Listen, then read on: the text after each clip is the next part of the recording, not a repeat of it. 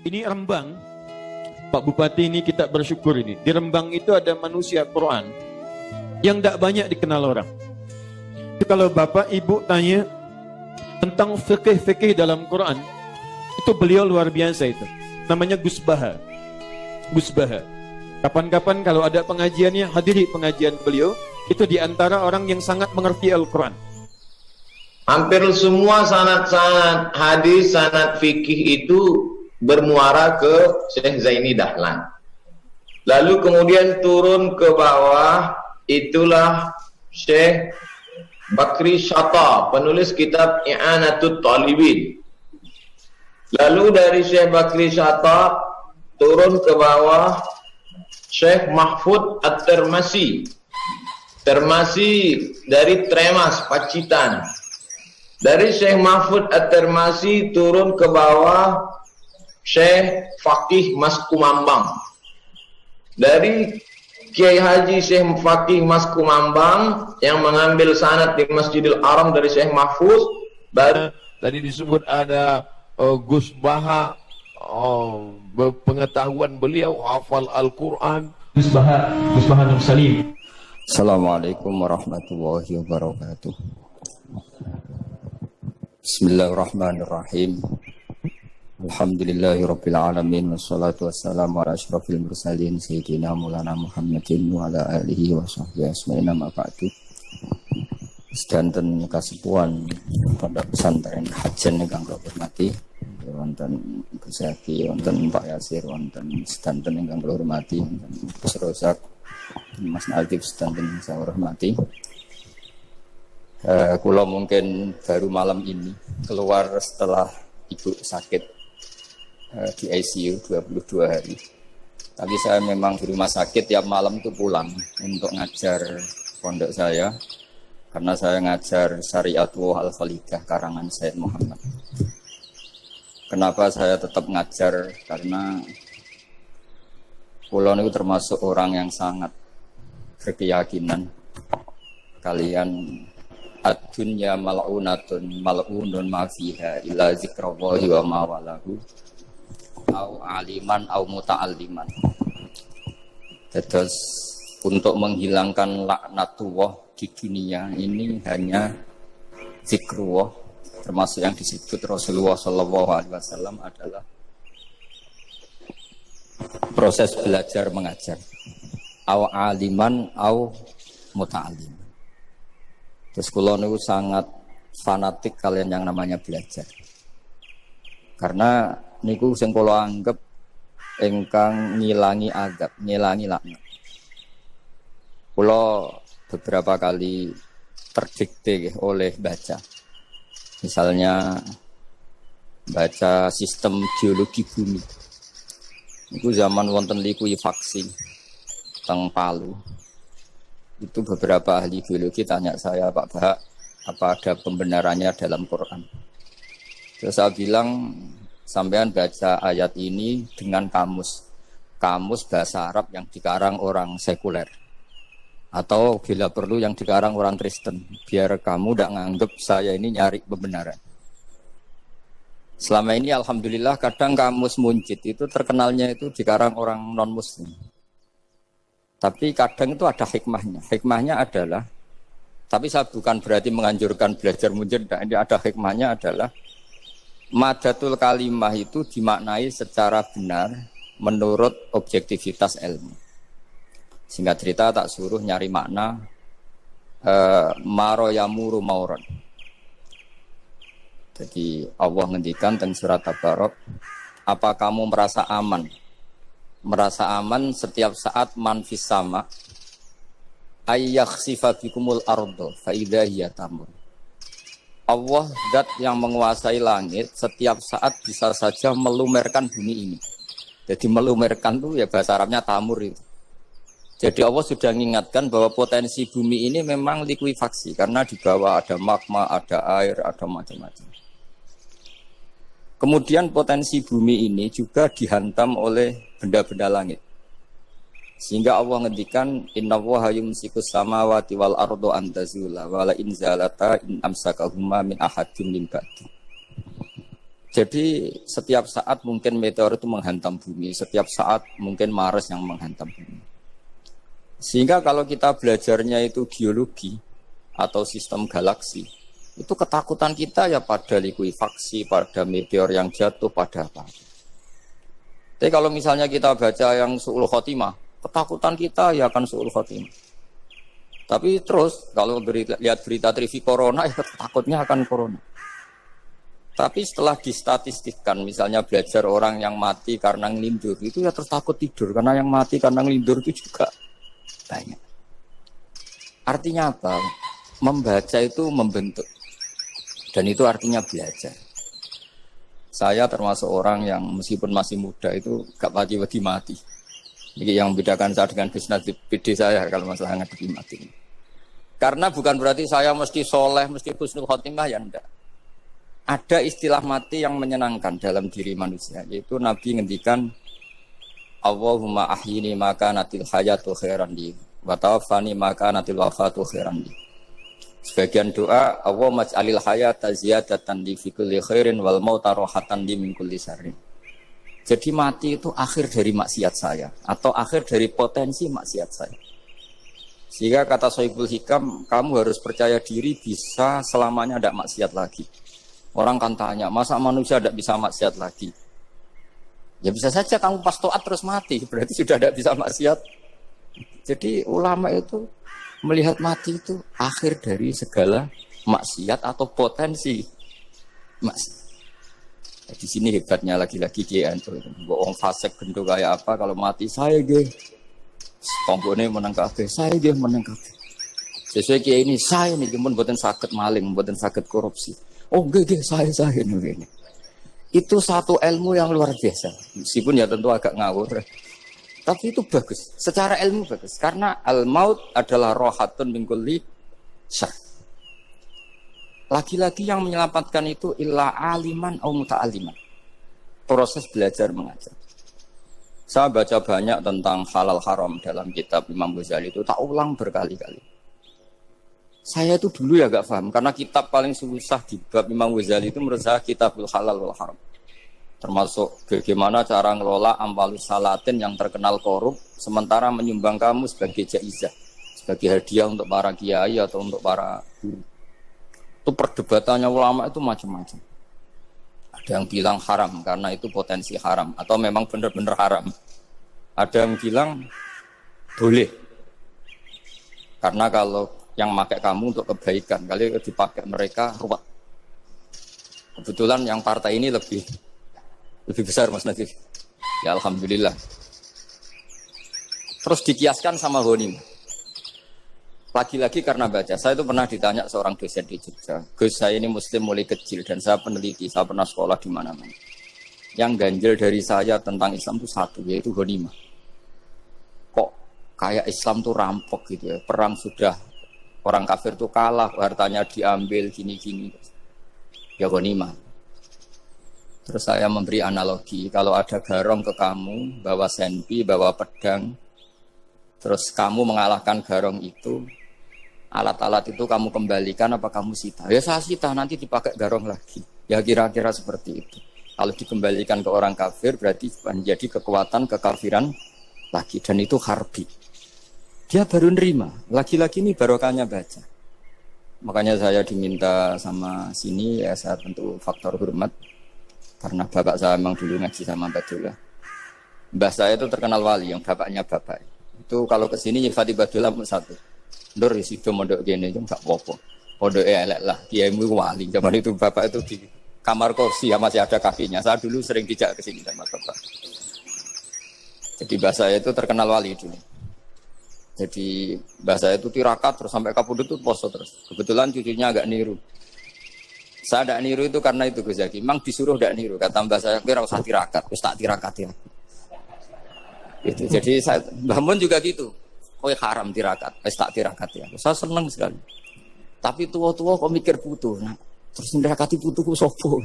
Jadi mulai jadi kiai betul Mas Nadif, saya ini sudah mulai mikir putu. Karena saya ini termasuk orang yang kecelok alim yang enggak banyak orang menghormati karena sudah diramal sama mbah-mbah.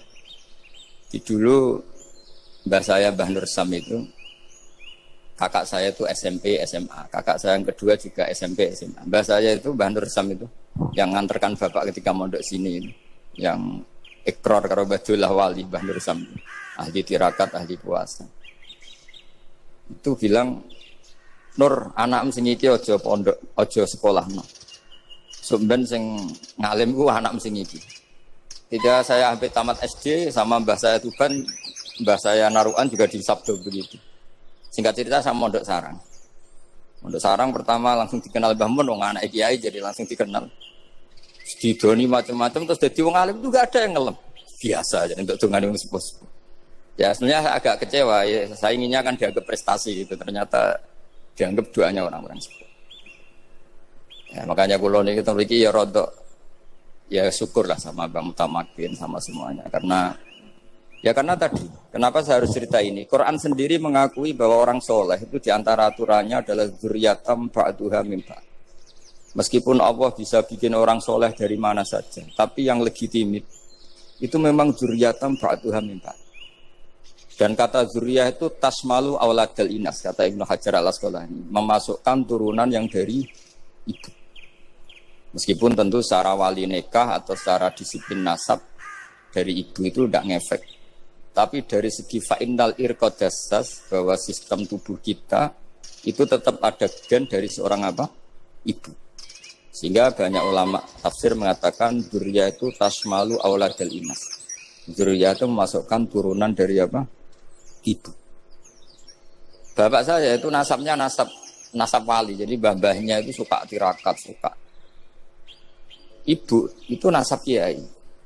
Jadi kalau bapak wiridan itu, kalau istiqomah itu disalahkan sama keluarga ibu. Istiqomah itu salah. Karena ijabu malam yajib, mewajibkan sesuatu yang tidak wajib. Itu masalah secara ilmiah. Mbah Mun itu sering kritik kalau ada pondok kok wajib puasa, wajib merawat itu sering kritik. Itu secara fikih bahaya. Ijabu malam yajib, mewajibkan sesuatu yang tidak wajib. Dan itu kriminal dalam bab fikih.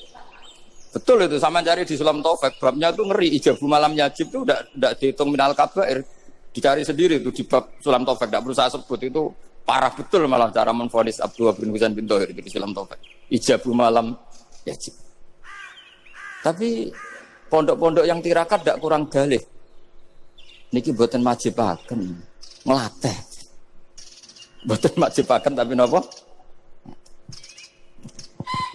Nah, silsilah dari keluarga ibu itu suka ini. Sehingga Abdullah bin Mas'ud itu tiap hari itu mensweeping orang yang sering duha. Kalau ada orang duha istiqomah itu disweeping. Awas, harus seminggu sekali, enggak boleh tiap hari. Masa sholat fardu kamu saingi sholat duha? Enggak boleh, fardu tersaingi. Itu Abdullah bin masyhur, sama cari di Al-Ghunjah itu. Sayyidah Aisyah kalau ada orang duha tiap hari dimarahin. Dan itu secara konstitusi ilmu benar karena Nabi Qiyamul Lail Ramadan itu hanya 4 hari yang dipandu. Lainnya itu enggak. Khasyata ayyufradu alaihim kalau dalam sahih takut dianggap fardu. Akhirnya istiqomah itu masalah di keluarga saya yang dari ibu. Nah kebetulan kita ini suka ada istiqomah akhirnya ya seperti ini. Tapi ini ilmu harus kita bicarakan. Tapi yang istiqomah Bapak itu pengagum Badullah. Bapak itu suka sama istiqomah karena punya guru dulu Ki Zubedi istiqomah, Badullah istiqomah. Tapi jangan kira Badullah itu hanya istiqomah. Saya punya sanad banyak, mungkin Gus Zaki lebih tahu. Sering saya diceritakan Bapak. Badullah itu nak ambek wong fase teman-teman itu ya rapati cocok. Senajan to majibno fase. Tak takok iki ngopo. Empuk nak ke fasean darani wong awam untuk ganjaran. Mergo macane Quran gak fase. Padahal untuk ganjaran mergo seneng Quran. Jadi terus tak takoki Bapak, niku saged damel syarat mboten? Ya ora kena, pokoke ngono. Jadi go ngekrori. Artinya beliau ndak ingin lah gara-gara kita terlalu pakem tajwid kemudian nganggap siapa saja baca Quran salah kemudian tidak dapat pahala. Bisa saja hamalahum ala ayaqraul Qur'ana apa mahabbatuhum wa iskuhum wa kadza wa kadza. Jadi akhirnya saya jadi tahu. Oke, secara makhraj salah, tapi iseknya benar, mahabbahnya benar, brontonya benar. Jadi sebetulnya Badullah itu punya sekian makalah tentang ilmu. Hikam juga gitu. Nur nak cah santri ngaji ihya itu jauh oleh. Saya nak hikam mojo. Maksudnya beliau entah kalau setelah itu Babadullah itu melarang siapa saja santri ngaji hikam itu dilarangnya ada kelas tertentu untuk boleh ngaji hikam. Nah, kenapa saya cerita ini? Karena saya masih ingat betul di antara wasiatnya Mbah Mun itu. Pirroh sebab apa Fatihah kok ihdinas siratal mustaqim, bukan sirotoka tapi siratal ladzina an'amta alaihim. Dawe Mbah Mun fa inna Allaha ta'ala la ya'kul wa la yashrab wa la yanqih wa la kadza wa kadza. Allah itu enggak makan, enggak minum, enggak tidur. Sehingga kita enggak bisa niru Allah. Tapi yang makan tidur itu manusia. Sehingga kalau ingin dekat Allah ya niru siratal ladzina, bukan sirotoka. Kita cara tidur niru Kanjeng Nabi, niru ulama, cara makan, cara minum, niru Allah tidak bisa. Makanya bukan ihdinas siratal mustaqim sirotoka, tapi siratal ladzina an'amta. Maka dalam beragama itu butuh master, butuh panutan. Ya tentu Mbah Mun oleh ngendikan pakai luwet orang-orang kuno. Cara Mbah Mun pakai cantolan. Maka saya punya makalah banyak dari Bapak, dari Mbah Mun, dari Mbah Zubair, dari sampai saya itu hafal sanad sampai Rasulullah Shallallahu Alaihi Wasallam. Karena yang bisa mengawal ilmu itu sanad. Termasuk saya di sini bawa kitab Ar-Risalah Al-Qushairiyah. Nanti saya baca beberapa panutan kita. Di sini ada Abdul Qasim Al-Junaidi, ada Abu Yazid Al-Bustami, ada banyak ulama yang ditulis Ar-Risalah Al-Qushairiyah. Dan itu yang membentuk Imam Ghazali, kitab Ar-Risalah Al-Qushairiyah. Tapi sekarang kita ini tidak belajar lagi tentang tasawuf. Tasawuf itu Abdul Qasim Al-Junaidi jadi wali itu bukan wiridannya terlalu banyak. Enggak. Beliau pernah bikin satu kalimat yang menjadikan Allah itu ridho. Kalimatnya begini, kalau malam beliau wiridan gini, ya Allah, kenapa engkau ngasih rezeki saya? Padahal engkau tidak butuh saya. Kalimatnya sederhana. Kalau seorang majikan ngasih servis sama karyawannya, memang butuh pekerjaannya. Orang tua ke anak butuh kasih sayangnya. Tapi engkau ini zat yang tidak butuh saya, tidak butuh kita. Ngapain ngasih? Jadi punya sisi betapa Allah itu luar biasa. Wong tidak butuh kok. Ngasih itu kan luar biasa. Jadi karena mensifati seperti itu Allah itu ridho. Itu luar biasa. Normalnya orang memberi itu kan, apalagi orang memberi kiai itu kacau sekali. 1.000 jaluk swarga. Salam template 1 juta wae jaluk apa? Swarga itu parah lagi. Nanti kalau enggak masuk surga, tunda-tunda. Itu ngeri lagi itu. 1 juta minta apa? Surga. Sayyidina Ali, itu diantara sebabnya beliau dekat Allah itu karena muamalahnya sama Allah itu benar. Di antara muamalah itu yang diriwayatkan di kitab Ar-Risalah Al-Qushairiyah adalah masyhur. Kafani izzan antakuna li rabban wa kafani fakhran an akuna laka abdan. Tiap malam ya beritanya itu. Ya Allah, saya sungguh sangat mulia karena engkau yang jadi Tuhan. Coba kalau saya dituhani manusia yang mati atau dituhani siapa yang mati juga. Wa kafani fakhran an akuna laka abdan. Saya ini bangga sekali karena jadi budak, menjadi hamba zat yang tidak mati.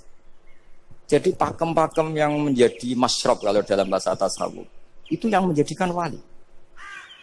Sehingga yang dikatakan ibadah itu apa? Ma'rifatullah. Mengenali Allah secara benar. Jadi jangan kira wali-wali dulu terus terlalu istiqomah, ada juga. Mereka punya pakem yang menjadikan Allah itu ridho. Saya beri contoh nih di sini banyak makalah nanti saya beberapa baca tabarruk. Banyak riwayat dari orang-orang sufi. Nabi Ibrahim itu pernah ketemu orang Majusi. Beliau terkenal sakhok, terkenal sakhiyan. Ketika ketemu orang Majusi, ya Ibrahim saya ini sehari saja ngasih makan saya. Kamu kan tukang ngasih makan orang. Terus, ya tapi bisyarti antus lima, kamu harus Islam. Fakihnya Nabi Ibrahim adalah kalau saya menolong dia berarti nolong orang kafir. Setelah orang itu lewat berlalu karena Nabi Ibrahim gak mau hormat, Allah memberi wahyu ke Nabi Ibrahim.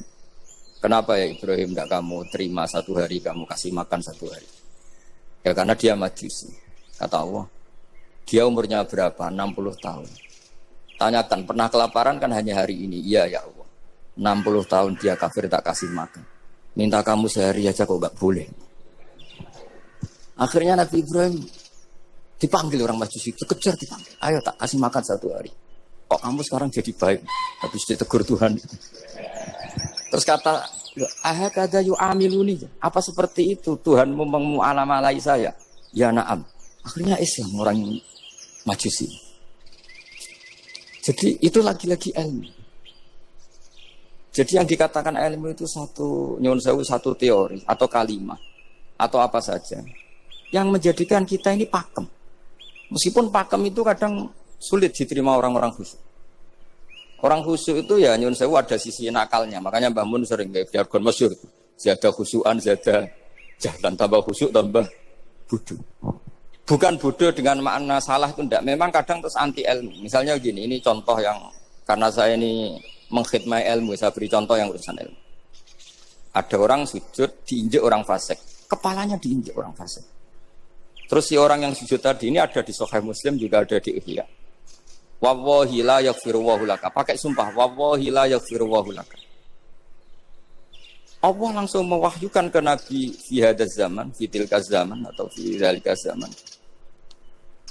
Man dzalladzi yata'alla alayya alla akhira li fulan qad ghafartu lahu wa ahbattu amalak. Katakan ke orang itu, siapa yang mencatut nama saya yang hanya berstatus tidak memaafkan. Itu enggak fair. Saya ini Tuhan kok bisa yaghfir, bisa yu'adzib. Kok sifat saya tinggal satu yu'adzib itu gimana? Dicatut separuh itu Allah enggak terima. Tapi kalau kita baca Quran, saya ini sama orang fasik ya benci. Saya ini orang soleh, setidaknya pura-pura soleh lah. Karena di depan para kiai. Tapi mau tidak mau. Ketika Allah mensifati dirinya tentang orang munafik gimana? Wa yu'adzibal munafiqina insya'a au jatuh. Ini cocok, tidak cocok. Potensi memberi tobat itu ada. Meskipun sama kalau orang munafik, tapi ya tetap bacanya wa yu'adzibal munafiqina ya insya'a au jatuh. Rasulullah kayak apa bencinya dengan Wahsy karena qatilu Hamzah. Tapi Nabi tunduk sama konstitusi Quran. Laisa laka minal amri syai'un aw yatuba alaihim aw yu'adzibah. Akhirnya Allah malah memberi tobat sama qatilu Hamzah yaitu Wahsy. Ini pentingnya baca lagi. Kalau kita tidak baca hanya khusyuk saja, tidak baca, pasti sama orang yang menginjak orang sujud tadi, yang menginjak pasti salah enggak dimaafkan. Bongso pasti. Pertanyaannya adalah, betulkah Allah punya sifat satu yaitu yu'adzib? Makanya kalau kita baca, misalnya baca Quran, walillahi mulkus samawati wal ard, ya sudah, yaghfiru liman yasha wa yu'adzibu man yasha. Kalau nuruti rasa kita, ya inginnya ke kita, yaghfir, ke orang lain yu'adzib.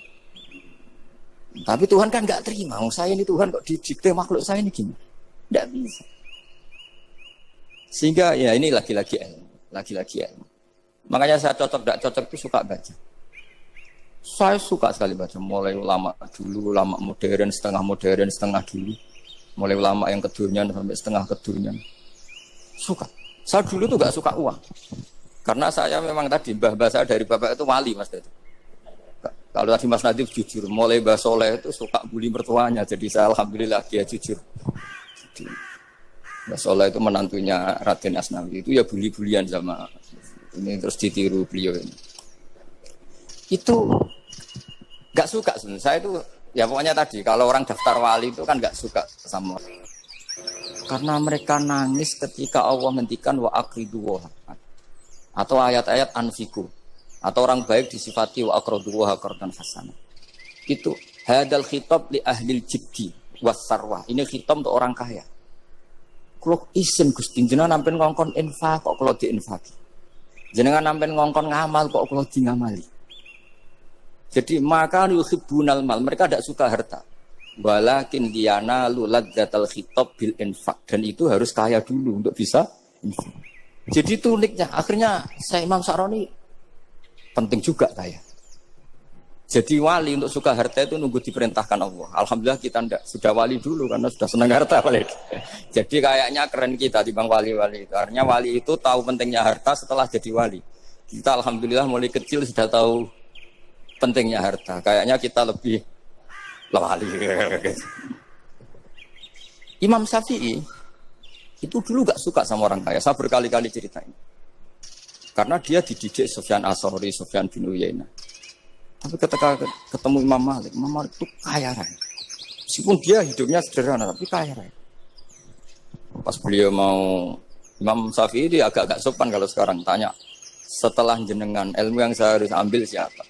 Kata Imam Malik, yang sealim saya itu sudah meninggal Abu Hanifah, tapi muridnya masih, namanya Muhammad bin Hasan Asy-Syaibani. Kamu datang ke sana. Malam itu Imam Malik dikasih uang 500 dinar. Padahal 1 dinar itu 4,25 gram. Bisa dihitung berapa ratus juta.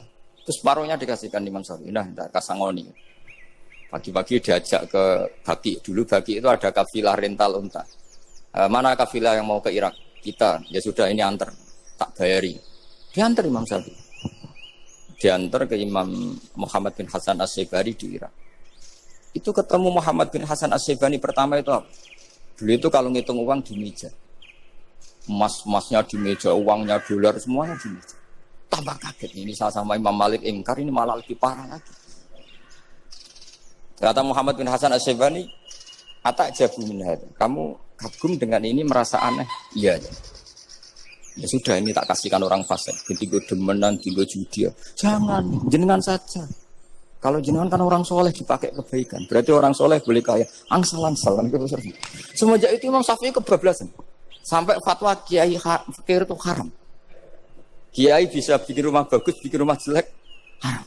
Puasa al-Islam ya Allah wala yullah.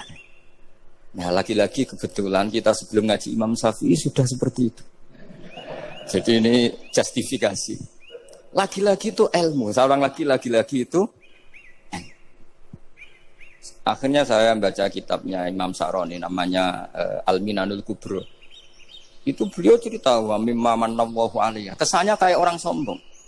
Tapi sebetulnya yang sopan itu yang sombong. Karena Imam Sa'roni kan bilang, kamu harus memaklumatkan diri kalau antum minal ulama il amilin.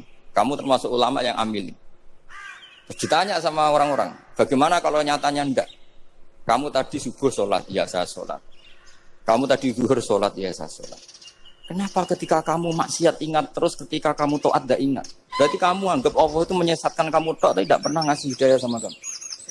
Pas delok rondo ning dalan kok maksiat, bar salat atau syukur, bar zuhur atau syukur berasa. Berarti kan nyifati Allah, hari ini Allah ngasih saya maksiat. Sementara lupa kalau Allah ngasih salat zuhur, salat asar, salat maghrib, salat. Oh sudah di situ al-minanul kubro, pokoknya orang itu soleh semua. Nah saya itu termasuk orang yang didikte oleh kitab, terbentuk oleh kitab Al-Minanul Kubro. Jadi di situ hidup itu enak semua. Makanya saya itu masih ingat dialeknya dua orang alim. Nggak perlu saya sebut, ini agak sensitif. Karena ceritanya itu ada anaknya kiai mau nyalek. Karena dia anaknya kiai tanya, Mbah, dalilnya nopo nanti yang kepingin jadi jabatan, mencari jabatan itu sah. Kalau yang jawab tak sebut gak apa-apa namanya. Jawabnya Mbah Mun, oleh gak apa-apa. Nabi Yusuf juga boleh jabatan. Terus beliau baca qalat anni ala khuzainil ardi inni khafifun alim. Nabi Yusuf juga boleh jabatan ya Rabbi. Didebat sama orang alim. Itu Nabi Yusuf syariatnya itu mansukhah bi syariati Rasulullah Muhammad sallallahu alaihi wasallam. Setelah tamunya pulang, Mbah Mun dibantah gitu. Dari Mbah Mun gini bilang, anut kiai wae oleh pemenang anut nabi. Sama ingat kalimatnya. Anut kiai wae oleh pemenang anut. Artinya Nabi Yusuf kan minta jabatan ij'alni ala khuzainil. Jadi akhirnya semenjak itu fikih-fikih ilmu tadi saya ulang lagi. Akhirnya saya cari, termasuk saya disuruh bangun. Saya golekno dalile nak wong saleh kok oleh jabat. Hatiku, wong dalil kok diorder saya ya sempat.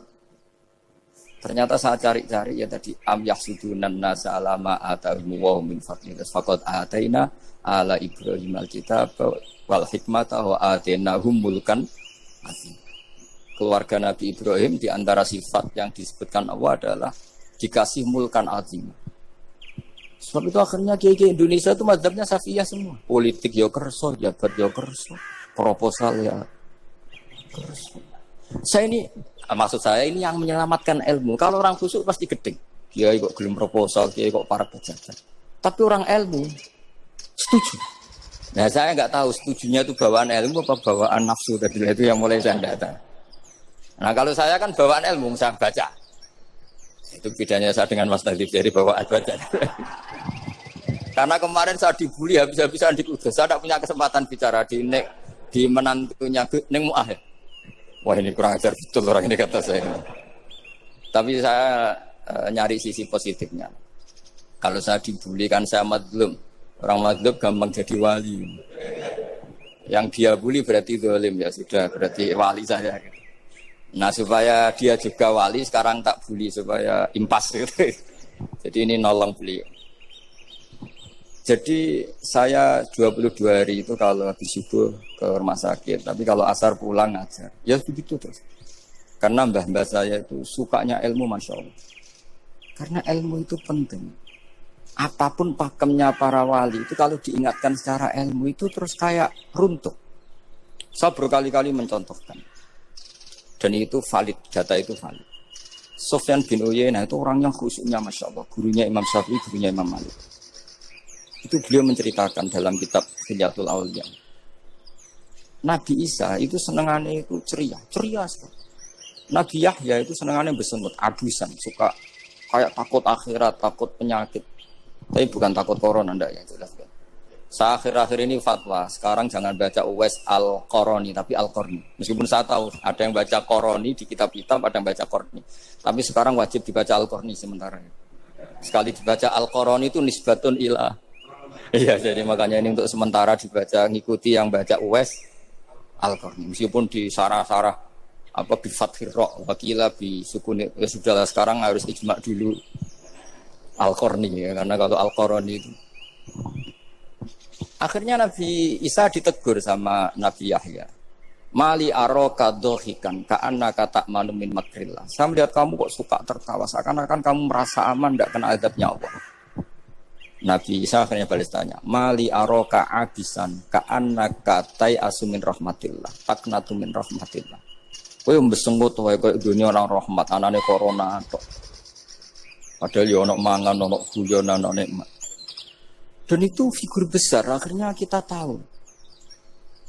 Dan saya sering cerita juga, setiap dakwah itu Nabi Isa nyari syirarun nas, Nabi Yahya cari khiyarun nas. Tentu alasan Nabi Yahya gampang, berteman orang baik itu baik lah, nyaman, terus akibatnya juga baik. Nabi Yahya enggak. Limada tanzilu ala syirarin nas. Kenapa kamu singgahnya ke orang-orang yang buruk? Ana tabibun udawil mardo. Saya ini dokter, tentu menyembuhkan yang sakit. Akhirnya terus di Indonesia banyak kiai yang kancanan orang fasik ya banyak. Tapi ya tentu yang benar itu yang mensolehkan yang fasik. Yang mesti salah yang menjadi fasik karena ketularan yang. Tapi itu lagi-lagi apa? Ilmu yang bisa menjadikan kita percaya itu ilmu. Saya tuh suka sekali baca kitab yang berbeda. Saya sekarang baru belajar kitab orang-orang Hanafi, orang-orang Maliki. Saya kemarin dikirimin hadiah oleh keluarga Pak Kures. Ada tanda tangannya Pak Kures dari Habib Ali, dari keluarga beliau. Ciri kitab namanya itu Sarah Bukhari, yang dikarang orang India, orang modern. Anwar ya, Kiai apa Anwar Shah, orang-orang India ya orang. Itu beliau termasuk mujaddid kalau dalam perasaannya orang India. Mensarai Bukhari ya, kira-kira sanadnya Sayyid Muhammad ke beliau itu 3 atau 4. Beliau termasuk orang-orang yang bisa membentuk India seperti itu. India kan banyak syurahul hadis, termasuk Waliullah Ad-Dahlawi, terus Syekh Yusuf Al-Kandahlawi, banyak lah saya. Itu beliau cerita di kitab-kitab itu bahwa ilmu itu harus diungkapkan. Terus beliau cerita banyak tentang kewalian. Sampai dalam cerita kewalian itu unik. Dan terus tak jadi wali itu gampang sekali. Ya diantaranya itu wali itu mau modal rasido. Sab'atun yudhilluhum wa fi dhillihi yawma la dhilla illa dhilluh. Itu diantaranya itu wa rajulun da'athu imra'atun datu jamalin wa mansibin faqala inni akhafu. Mau modal gak sido. Wis dijak wong ayu menarik muni ra gelem. Modal ra gelem iku iso dadi wali. Iku yuzilluhum wa fi dhillihi yauma la dhilla. Ya. Nah, masalah kita ora digelemi lah itu masalah. Itu sangat. Jadi gampang sekali dalam kitab Al-Minanul Kubra. Dan kalau baca itu enak. Misalnya gini. Tentu masa lalu kita yang buruk itu tidak diceritakan orang lain. Dan itu kadang karena gengsi. Tapi kalau melihat hadisnya Nabi itu gampang sekali. Kullu ummati mu'afan ilal mujahirin. Umatku semua itu dimaafkan kecuali yang memperlihatkan salahnya dosanya. Jadi nggak boleh kalau sampean sekolah nggak naik kelas cerita anaknya. Kalau saat dulu nggak naik kelas, kalau punya utang koperasi nggak pernah bayar, nggak boleh cerita seperti itu. Kalau ditanya bapak dulu pinter nggak? Oh pinter sekali. Harus bilang gitu pinter sekali. Pernah ranking pak? Ranking sekali sudah nggak apa-apa itu. Meskipun dengan makna yang lughawi ya. Saya dulu eskal. Kan nyun sewu saya ini sering diparani orang yang mau tobat cerita gue saya dulu sering main perempuan, sering mabuk, tapi sekarang saya mau tobat gini-gini. Karena ini orang awam tak terima. Tapi saya bilang gini, kamu jangan cerita ke anak kamu. Terus dia cerita, tapi kan saya harus jujur. Karena ilmunya dia baru selalu jujur itu penting gitu. Terus Pak, pokoknya nurut kula ora oleh cerita, pokoknya ora oleh cerita. Ya guys, oke nurut. Setelah itu saya nyari-nyari sarah. Termasuk kitab itu. Kok bisa orang yang yang tidak mujahirin, orang yang menutupi salahnya malah dimaafkan, yang cerita jujur pernah salah malah tidak. Sangat-sangat bener. Misalnya seorang bapak cerita, "Cung aku dhisik nak pacaran tak ambung." Misalnya, anaknya mesti suatu saat kan dia puber. Mesti nak ngambung niru bapak. Nah, kalau yang cerita itu ribuan atau jutaan. Cung aku zaman yang pondok itu rezekiku kok bodoni. Kan terus jadi syariatun muttaba'ah. Apalagi yang cerita ini ternyata jadi kiai, ternyata gitu ya tetap jadi kiai. Jadi kalau pura-pura soleh di rumah pura-pura soleh, seakan-akan di pondok tidak pernah kodok, tidak pernah setor meluntir, tidak pernah apa kan? Katanya, lah lucunya, oke itu alasan. Alasannya Imam Ghazali itu paling masuk akal. Ini saya cerita, ila aliman barokahnya baca Imam Ghazali.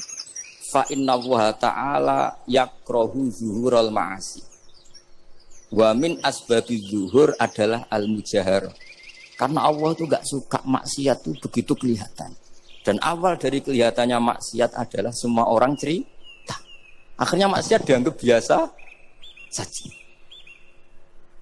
Jadi kalau semua orang cerita zaman mondok nakal itu akhirnya semua orang yang nakal. Oh itu niru kiai ini, karena ini niru kiai. Kan repot. Tapi kalau semua kiai sok suci atau suci betul, dan semoga ya suci betul, kan yang maksiat, yang mau maksiat ini nggak punya alasan karena masternya tidak pernah maksiat. Meskipun sebagian yang sultan nggak pernah konangan, nggak tahu pokoknya yang penting seperti itu. Itu hebatnya konsepnya. Saya dulu ya eskal loh. Kok? Ya tadi kullu ummati mu'afan illal mujahirin. Saya dulu eskal kan. Tapi setelah baca Ihya kata Imam Ghazali, karena Allah itu enggak suka zuhurul ma'asi. Allah enggak suka kalau maksiat terlalu muncul. Dan termasuk sebabnya muncul adalah setiap orang jujur menceritakan masa lalunya. Sebab itu kita sebagai orang Islam yang entahlah istilahnya apa. Kalau istilahnya Mas Nadib Islam Nusantara atau moderat macam-macam lah. Saya termasuk orang yang sebetulnya ingin enggak setuju, bukan karena menentang. Nanti ngapalkan firqahnya kebanyakan. 72 saja ngapalkan banyak ditambahi Islam Nusantara, Islam moderat, Islam garis apa lagi itu? Oh garis lurus. Ada yang lagi lucu. Ya macam. Tapi saya ulang lagi, setelah baca banyak, itu akhirnya menjadi tak. Karena fitrah salimah kita. Misalnya gini, ada cerita di kitab-kitab. Nabi Musa pernah istisqa enggak mandi. Kan enggak terima, dia seorang nabi kok istisqa enggak mandi. Saya ini kali muka ya Allah, kenapa doa saya enggak mandi? Terus kata Allah, inna fihim namaman, di antara yang berdoa sama kamu yang istighosa kubro itu ada yang namaman, tukang ngedoa. Nabi Musa ngajari Tuhan, ya Allah kan gampang, kasih tahu dia siapa tak usir supaya enggak ikut istighosa, kan selesai. Terus dari pengiran lucu. Saya ini Tuhan, anha anin namimah. Saya ini Tuhan yang mengharamkan namimah. Maka saya tidak akan namam. Anha anin namimah wa akunu namaman. Saya ini mengharamkan hadu-hadu kok terus. Dudono sing itu kan ya sudah Gusti kalau gitu. Lalu solusinya gimana ini? Tadi solusinya gimana Tuhan? Ya sudah kamu nyari hamba saya yang namanya ini. Cari sama Nabi. Ketemu orang namanya hitam. Makanya saya sama Mas Nadiem itu sungkan karena di antara wali itu ada yang hitam. Hitam terus nggak apa-apa ini biar impas, biar sampean bisa jadi wali karena madlum tuh. Itu ketemu. Setelah ketemu sama-sama nur. Anta barah, ya saya barah. Anta Musa, ya saya Musa. Kenapa kamu tahu? Dikasih tahu Allah. Ini karena sama satu nabi, satu wali. Terus, saya ini mau istisqa gak mandi, tapi sama Allah disuruh minta doa sama kamu. Itu doanya tuh ngawur sekali, bukan sekedar ngawur sekali. Ya Allah, apa engkau sudah tidak punya stok air sehingga tidak ada hujan? Apa angin-angin sudah tidak nurut sama jenengan sehingga tidak bisa menghalau awan untuk menurunkan hujan? Maka ada Musa ayat tisau itu di semua kitab. Musa hampir saja jotos, dianggap doa yang enggak sopan. Tapi kata Allah, la tadribu ya Musa, fa innahu adhakani fil yaumi salasa marrat. Dia bisa bikin senyum saya sampai 3 kali. Lu soal mereka maksiatuhum la tadruka. Maksiat mereka itu enggak ngefek ke engkau kok jenengan pertimbangkan. Maksiatuhum la tadruka. Wah, akhirnya langsung hujan. Jadi kadang doa itu ada yang ngawur. Maksiatuhum, nah, makanya saya itu kadang berani berdoa Indonesia aman. Secara fikih ya kadang kok nak gak ono apa-apa sing maksiat meneh. Kadang yo mikir. Yo nak sing taat meneh, tapi kok nak ono apa-apa sing maksiat ya maksiat. Saya pernah ketika Jogja sering gempa itu pernah mau berdoa. Ya Allah semoga bebas dari gempa, tapi terus saya mikir. Memang kalau nggak ada gempa ya yang sholat aman, tapi yang maksiat juga daripada menggurui Allah sudahlah nggak berani berdoa aja sudah. Gusti ini dunia ini jangan pun terserah jenengan. Tapi saya sebagai orang Muslim sing apian kan ya kepengin arham linnas. Boleh dalil lu kangilan, tapi gara-gara baca kibarek tadi maksiatuhum la tadurruka. Maksiat mereka itu tidak bahaya bagi kita. Pun Gusti ra usah kakek pertimbangan pun udan mawon. Udan langsung. Lagi-lagi karena baca. Termasuk di Al-Minanul Kubra itu ada cerita tentang Nabi Isa. Cerita itu tidak hoax, ini kata Imam Sa'roni.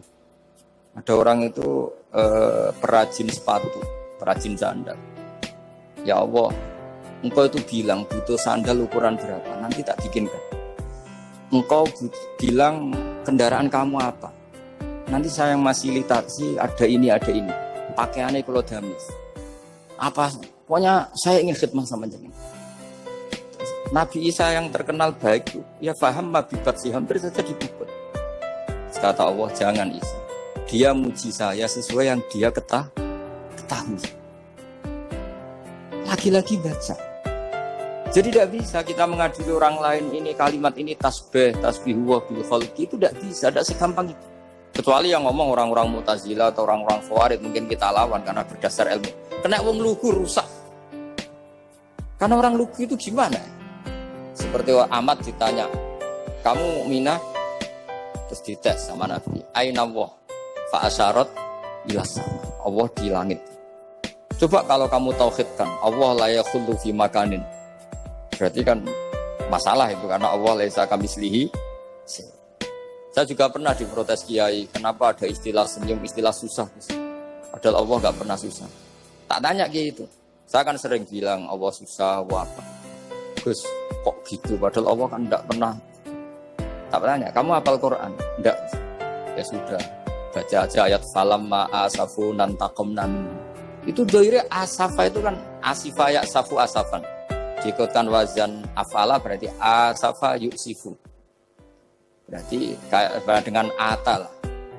Ya ata ya'ti ityanan, kalau ingin wazan afala kan ata yu'ti ita, sama dengan falamma asafu mongko sumangsani gawe susah sapa Fir'aun wa qaumu.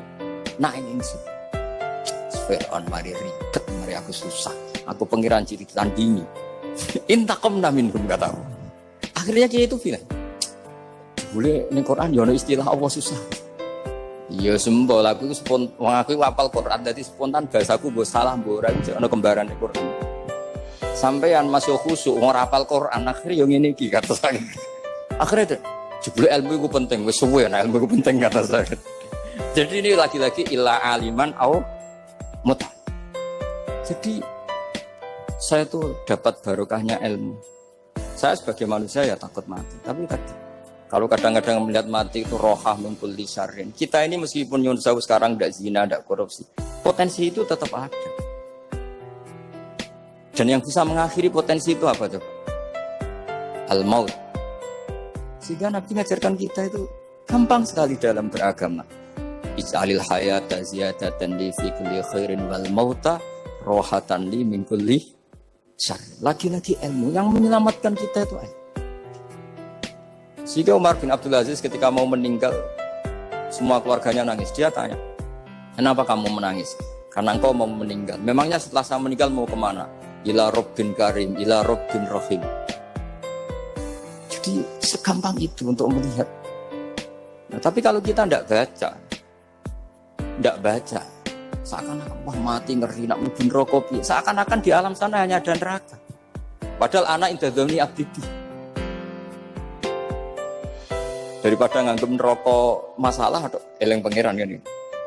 Lagi-lagi baca. La yamutanna ahadukum illa wa yusinuduna billah. Jangan sampai seseorang mati kecuali dalam keadaan husnudzon sama.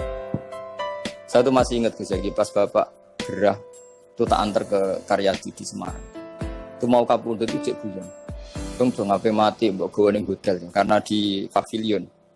Sebelum mau kapundhut itu cek dungo khataman Quran, baca sabqahat khataman. Terus dong tak khataman Quran. Terus rasa nangis aku husnul khotimah itu terus kapundhut. Terus kok enak maksudnya santai maksudnya enggak ya relax aja. Seperti Mbah Mun itu dulu saya tuh ya aku bela wafati sering ketemu. Ya tidak hanya saya, tentu banyak orang sering ketemu beliau. Saya bangun, Cung, aku nak mati Selasa berarti aku wong alim. Nak mati Jumat berarti aku wali. Kok penak kabeh. Saya ingin tanya, nak setu Mbah Ahad nih. Tapi kok potongannya ora pantas itu. Ketika beliau nyatanya kabundut Selasa berarti senang status alim. Artinya orang-orang dulu itu Imam Ghazali lebih parah lagi. Ya saya yakin semua orang Islam mati itu baik. Imam Ghazali lebih parah lagi. Itu beliau kabundut. Itu orang yang perjalanannya 3 hari itu sudah datang semua. Sore beliau beli kafan. Terus beliau bilang ke adiknya, saya nanti kalau mati yang imami orang ini. Jangan makamkan saya sebelum diimami orang ini. Dulu udah ada WA-nya Mas Nadi, udah ada grupnya. Itu ketika beliau sudah beli kafan habis sholat subuh, alayya bil kafni, kafan saya bawa sini. Dikasihkan sama adiknya. Ya Allah, ar-ridho bi intiqal ilal malakil. Jadi saya sudah ridho kalau ketemu engkau. Terus kabundut. Adiknya bingung karena orang yang ditunjuk itu harus 3 hari perjalanan. Ternyata datang semua. Datang semua terus. Kok kenapa engkau datang? Ghazali wis kondo aku ini 3 dina yang lalu. Jadi aku langsung perjalanan. Pamit. Lalu kubu sebelah ini cerita Mas Nadi yang tukang tukaran sama kubu sebelah itu Mas Nadi. Kalau saya ini orang baik gak suka tukaran. Mas orang. Yang aku orang baik itu penting cara kitab Al-Minanul Kubra karena kalau ngaku orang elek berarti kenangannya Allah sama kamu tuh bikin elek, enggak bikin baik. Itu cara pikirannya Imam Sa'roni dalam Al-Minanul Kubra. Kamu kan boleh mengatakan saya habis makan, habis minum. Artinya apa? Kamu habis dapat nikmat. Kamu harusnya juga bilang, saya habis ngamalkan ilmu, saya habis dapat hidayah. Wong tadi kamu ya sholat subuh, kamu ya baca Quran. Susah apa sih ngakoni tahu apik dari Imam Sa'roni. Senengane kok. Kalau mau bermaksiat berdelok wong wedok. Memangnya Allah mau amalah mbek kowe mau elek tok atau mau amalah apik? Ini rada provokator, tapi ini cerita ilmu, ini cerita ilmu. Makanya saya kenapa tetap berpas Mas Aldi karena provokator meskipun itu asli enggak karena baca. Kalau ini asli memang suka sombong memang asli. Tapi apapun itu kan tahun yang Mesir. Jangan-jangan bacanya itu. Saya baca kitabnya dia ke makomnya Imam Sa'roni kan orang pernah ziarah. Nah, makanya potensinya seperti itu. Jadi saya terus dulu saya itu nih Gus Yagi, Bapak itu Islam. Bapak itu seneng kancanan wong mlete timbang wong sopan. Saya dulu ya Islam. Bapak itu kancanan wong mlete itu. Suatu saat Bapak wafat, si pendereknya Bapak yang mlete ini tak kancan. Marah tuh orangnya. Marah. Mulai terus. Kangen-kangen bener wong mlete. Jadi kalau tak tanya, mun sarapan Mbah wonge sepuh. Oh wis lho Gus, esuk kudu sarapan wajib. Wis rokok, oh wis. Ternyata dia lebih gampang ngitung nikmat. Kok gak kerja, Bang? Aku nang masjid di 10.000 kon ngino wong kerja ora usah di 10.000 serojo iso mangan iso ngombe. Apa ngawula wong liya? Kan kok bener sesuai. Sementara sing sopan kurang ajar. Mbah pun mangan. Terus ngenteni kerja angel kabeh mboten panen men ngenes. Kaya Allah ora tau mar. Tahu akhirnya, Bang. Oh, mungkin karena ini, Bapak. Jadi akhirnya sesuai ora pati. Kancana nang sopan-sopan. Akhirnya kancana nang nadif kan gitu ceritanya. Ternyata orang sopan ya kacau juga mau eling sisi panen akeh tak tahu. Mbah panen kathah. Mboten wis namung niki. Kok meluh. Jadi makanya ini kan apa-apa kalau berlebihan itu.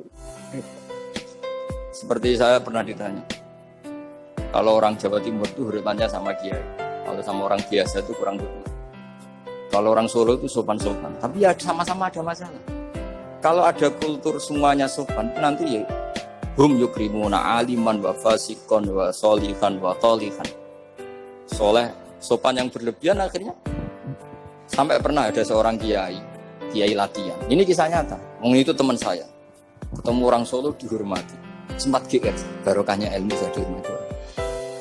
Bareng sama orang fasik, orang macam-macam ya dihormati yang sama. Sebelum berdoa ya kan gitu.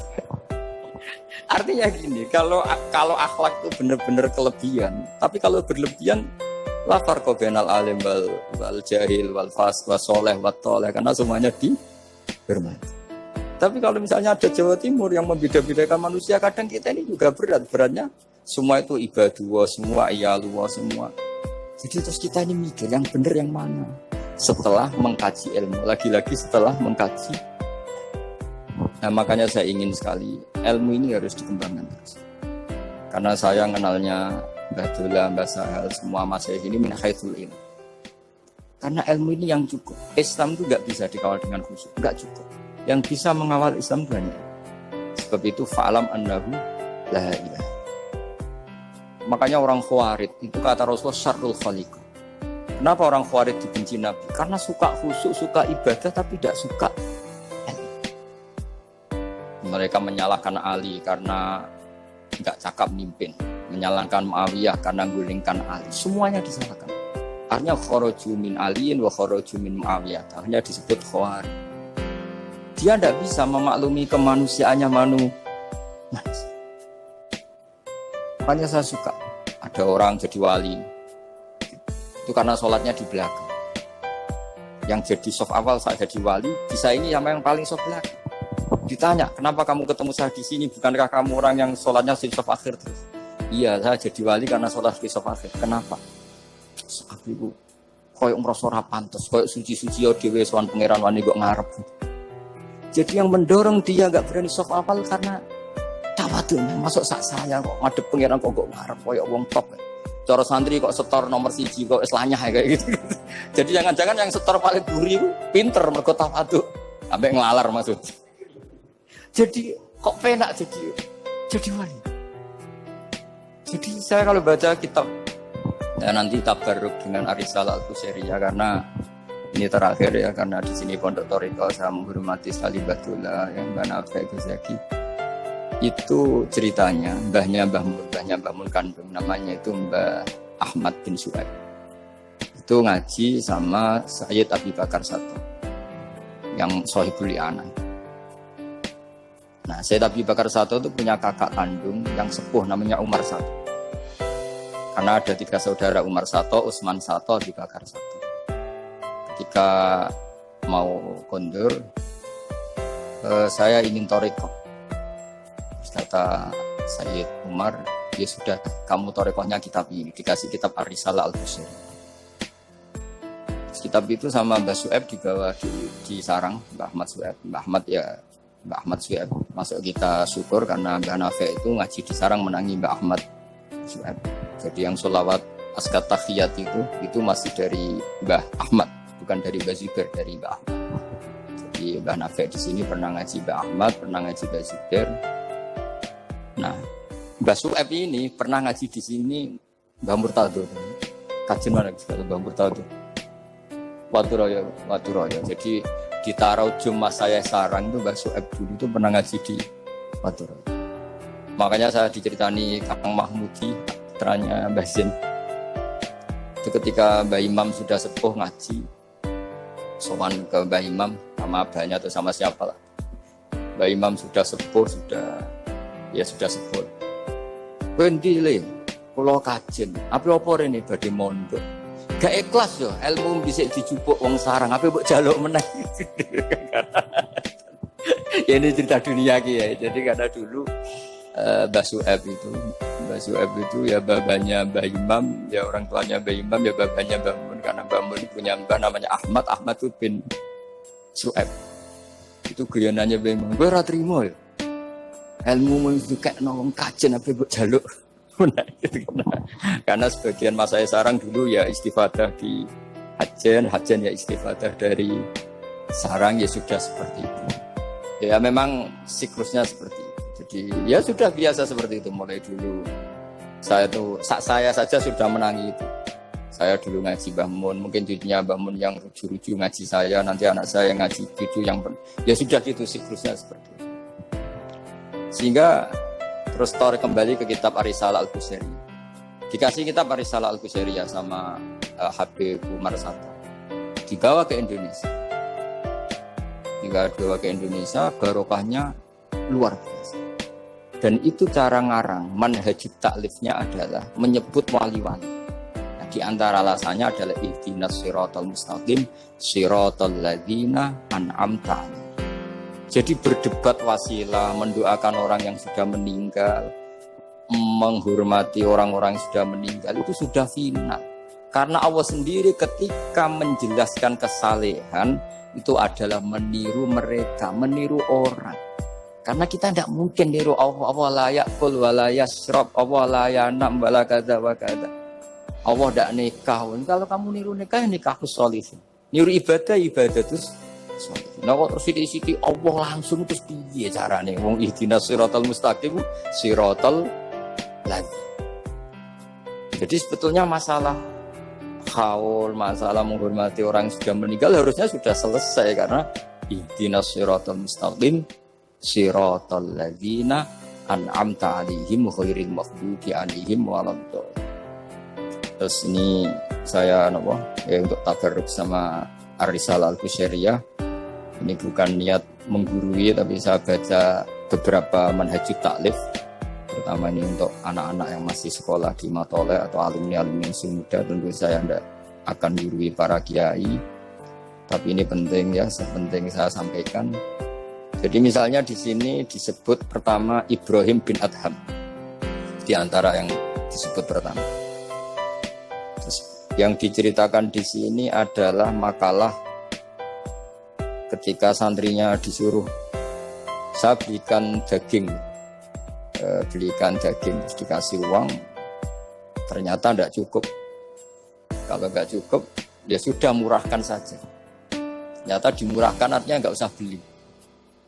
Akhirnya kemarin saya punya tamu dari orang-orang yang pakar ekonomi. Apa betul Indonesia nanti ekonominya turun? Ya Gus, kalau ada corona gini-gini. Terus tak beri penjelasan. Mereka mengatakan ekonomi turun karena butuh yang tidak pokok. Andai kan orang hanya butuh makanan pokok, yaitu makan dan minum yang pokok, maka kita tidak pernah miskin. Terus tak ceritanin mazhabnya wali-wali dulu. Jadi miskin itu disebabkan kebutuhan kita banyak, maka merasa miskin kalau nggak tersampaikan. Makanya istighna itu bukan bisek tapi anisek. Kalau dalam bahasa tasawuf, latihlah istighna anisek, bukan bisek. Kalau kamu merasa cukup dengan terpenuhinya kebutuhan itu, maka kamu akan nyari-nyari barang itu. Tapi kalau kamu istighna anis, memang kamu dari awal tidak butuh. Saya beri contoh begini. Orang itu datang ke saya, orang-orang ahli ekonomi. Kebutuhan pokok kamu itu misalnya punya celana, bisa nutupi aurat kamu. Dengan kamu dikasih Alphard tapi tidak pakai celana, milih mana? Padahal celana itu harganya hanya 50.000, Alphard 1 miliar. Wah ya milih celana Gus, kan apa artinya naik Alphard kalau nggak punya celana? Sama. Kalau kamu bisa makan 1 piring hanya butuh 10.000, dengan punya gedung tapi nggak bisa makan, itu kan nggak mungkin Gus, orang punya gedung nggak kuat beli makan. Kalau Allah menghendaki bisa saja, misalnya stroke. Kamu terlalu didikte oleh ilmu ekonomi. Saya dulu iskal seeskal-eskalnya. Wong Quran tuh hebatnya gitu kok kadang hanya ngendikan wa kulu wasrobu walatus ribu. Saya dulu ya iskal. Tapi setelah tambah tua, tambah umur, iya ya, makan itu penting.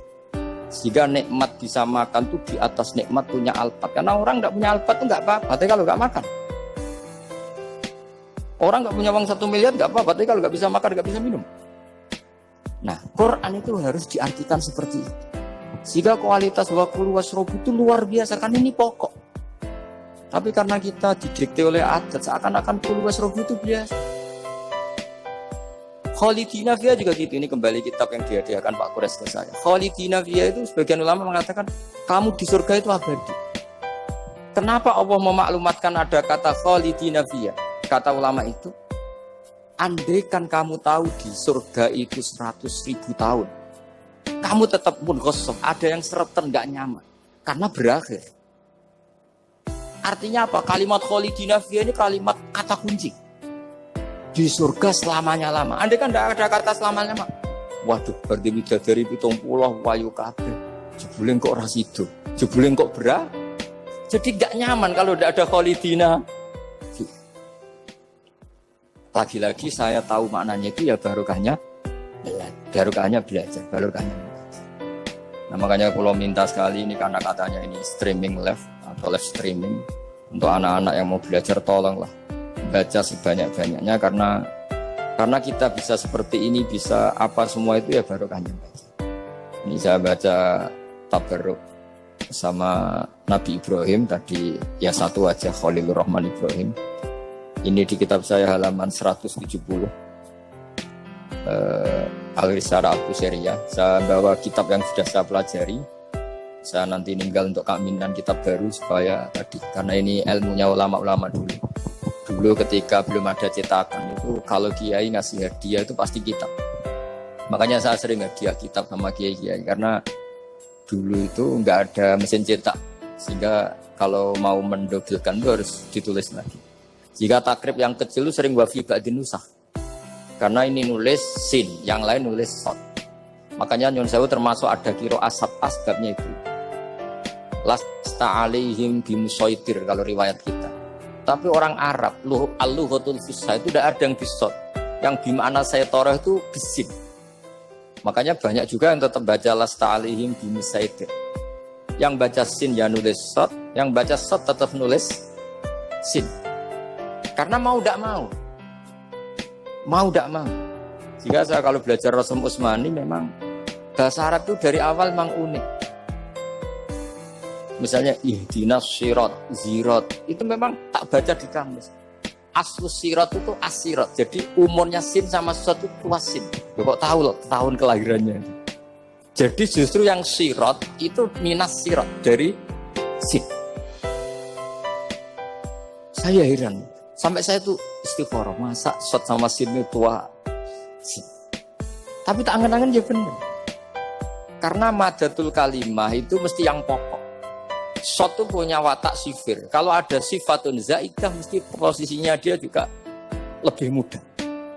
Itu ada ilmunya di kitab Rasul Utsmani. Sehingga wallahu yaqbidu wa yabsut. Itu mesti itu wasin. Makanya bahasa atau yang maknanya jimbar itu semua kamu cari di kampus mesti baksin tok.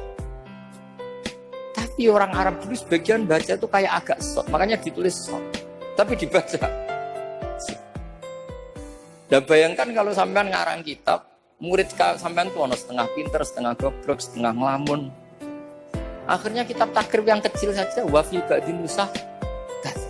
Sekarang nggak bisa wafi ba'din nusakh, langsung offset. Sama semua. Kalau dulu mungkin karena tadi. Makanya Imam Syafi'i punya kitab namanya Al-Imla karena amla alaina Syafi'i. Imam Buaiti ngarang ya amla alaina Syafi'i kaza. Imam Muzani bilang amla alaina Syafi'i kaza. Imam Rabi bilang amla alaina Syafi'i kaza. Imam Asim itu pernah diprotes sama muridnya karena mangkel.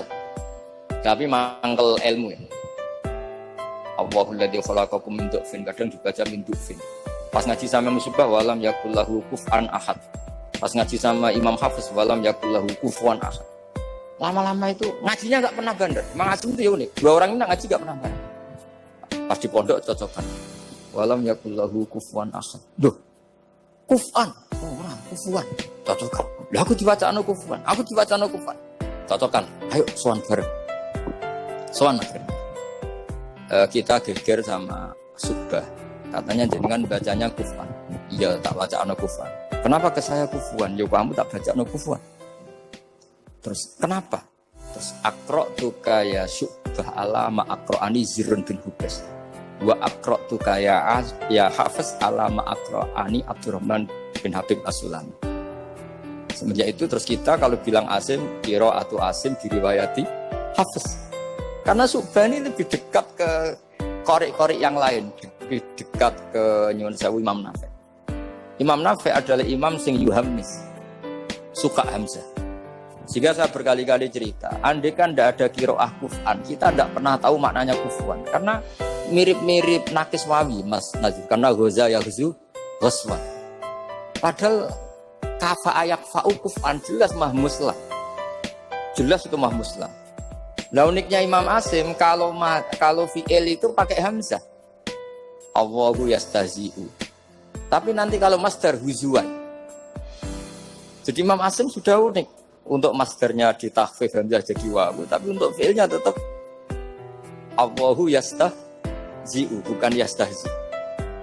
Sehingga ada qiraah mutammimah lil asra, misalnya Imam Ja'far Al-Qari, Khalaf, Hisam, semuanya gitu.